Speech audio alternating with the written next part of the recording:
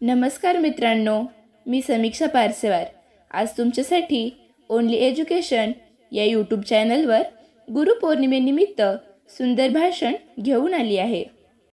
गुरुर ब्रह्मा गुरुर विष्णू गुरुर्देवो महेश्वरा गुरु साक्षात परब्रह्म तस्मै श्री गुरुवे नमः। गुरुपौर्णिमेच्या आजच्या दिवशी सर्व गुरुजनांना माझा कोटी कोटी प्रणाम। दरवर्षी आषाढ शुक्ल पौर्णिमेला सर्वत्र गुरुपौर्णिमेचा दिवस साजरा केला जातो।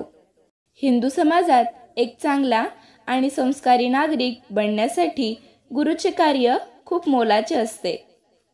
बालकाच्या बालमनावर गुरुने दिलेले संस्कार असतात, म्हणूनच आपल्या शास्त्रामध्ये गुरुला खूप महत्त्वाचे स्थान दिले आहे।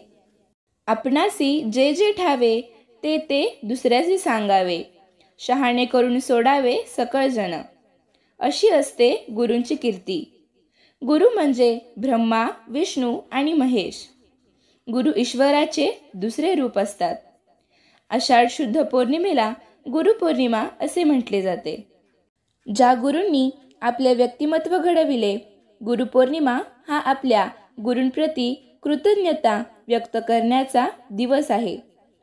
त्यांचे संयम समर्पण यासाठी आणि आमचे भविष्य घडविण्याच्या प्रयत्नांसाठी आपण त्यांचे आभार मानले पाहिजेत, म्हणूनच हा दिवस साजरा केला जातो।